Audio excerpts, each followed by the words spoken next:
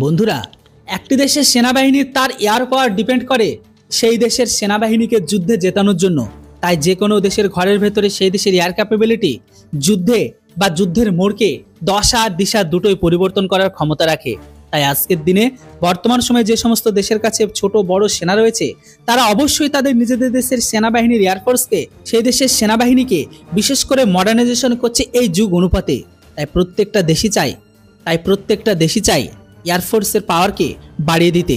বর্তমান সময়ে আমাদের যে পড়শি দেশ আছে, সেই পড়শি দেশের কাছে বর্তমান সময়ে যদি 5th জেনারেশনের ফাইটার চলে আসে, বিশেষ করে পাকিস্তান তো অলরেডি চীনের কাছে আছে।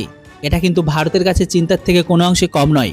তাই বর্তমান সময়ে খবর বেরিয়ে আসছে, আর এটা চান্সও অনেক রয়েছে যে এবার বিদেশ থেকে ভারতের হাতে আসতে পারে ব্রহ্মাস্ত্র। ব্রহ্মাস্ত্র মানে আমি কোন অস্ত্রের কথা বলছি মোটামুটি আপনারা অনেকে আন্দাজা করেই নিয়েছেন। হ্যাঁ বন্ধুরা, এবার সেই ব্রহ্মাস্ত্র আসতে চলেছে রাশিয়া থেকে। এই ডিলটা হলেই থরথর করে কাঁপবে চীন আর পাকিস্তান।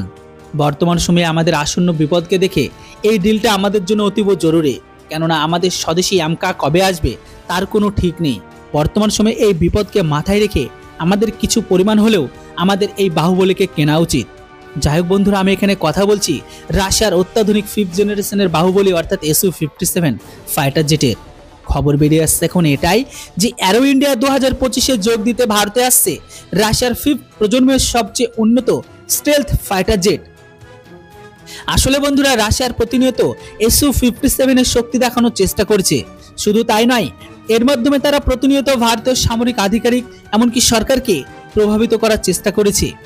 এইদিকে এই বিমান কেনার পাশাপাশি যদি প্রযুক্তি অর্থাৎ টিওটি হস্তান্তর ঘটে ভারতের কাছে, সেক্ষেত্রে ভারত এটির উৎপাদন ঘটবে। তাহলে দেশেই মেক ইন ইন্ডিয়ার প্রকল্পে প্রসার ঘটবে, এমনকি কর্মসংস্থান হবে ভারতে। এইদিকে ভারত যদি রাশিয়ার সঙ্গে যুদ্ধ বিমানের চুক্তি করে নেয়, তাহলে চীন ও পাকিস্তান বড়সড় ধাক্কা পাবে। এমতো অবস্থায় চলুন আপনাদের বলে দিই এই ফাইটার জেটের শক্তি সম্পর্কে, যেটার মোটামুটি কিছুটা শক্তি সম্পর্কে বললে আপনাদের ধারণা চলে আসবে। যদি আপনারা জেনে থাকেন তাহলে ভালো, না জেনে থাকলে অবশ্যই আপনারা এর শক্তিটা কিছুটা হলেও শুনে নিন। Su-57 এর গতি 2600 কিলোমিটার প্রতি ঘন্টা। Su-57 এর 12টি হার্ড পয়েন্ট রয়েছে, মানে ইন্টারনাল 6টি আর এক্সটার্নাল 6টি, মানে ভেতরে রয়েছে 6টি হার্ড পয়েন্ট আর বাইরে রয়েছে 6টি। এটি স্বল্প থেকে শুরু করে মাঝারি থেকে শুরু করে দীর্ঘ পাল্লার air to air missile, guided aerial bomb বহন করতে পারে। Su-57 থাকা R-37M মিসাইল রাশিয়ার অত্যাধুনিক প্রযুক্তির একটি অস্ত্র। ইউক্রেন যুদ্ধে রাশিয়া এটি ব্যাপকভাবে ব্যবহার করেছে।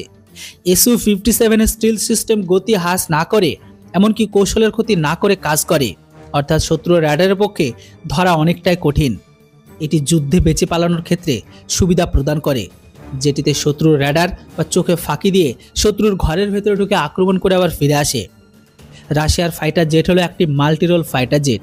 এটি অনেক ধরনের অপারেশন করতে পারে, এয়ার সুপিরিয়রিটি থেকে স্ট্রাইক মিশন সবকিছু সম্পূর্ণ করতে পারে।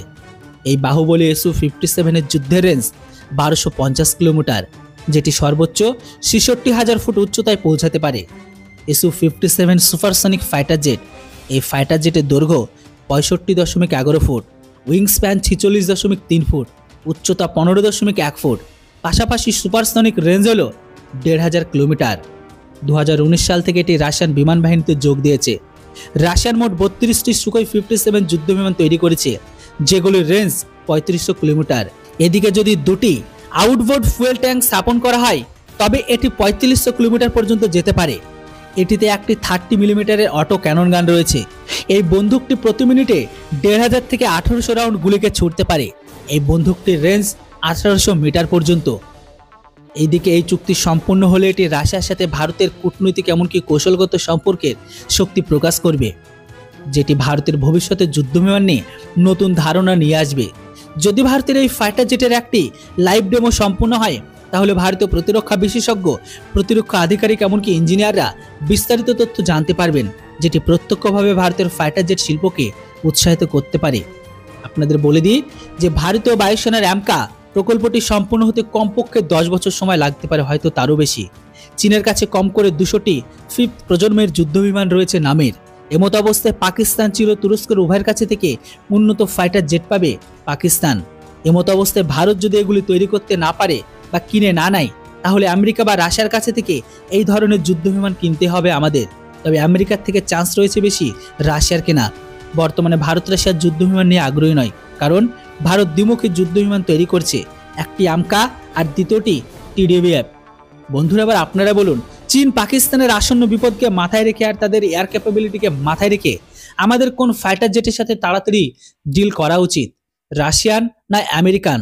আমার মনে হয় রাশিয়ারটাই সব থেকে বেশি সুইটেবল। তাছাড়া রাশিয়া আমাদের বিশ্বাসযোগ্য পার্টনার। আপনাদের গুরুত্বপূর্ণ বা মূল্যবান মতামত অবশ্যই কমেন্ট বক্সে লিখে জানান। Thanks for watching. জয় হিন্দ, বন্দে মাতরম।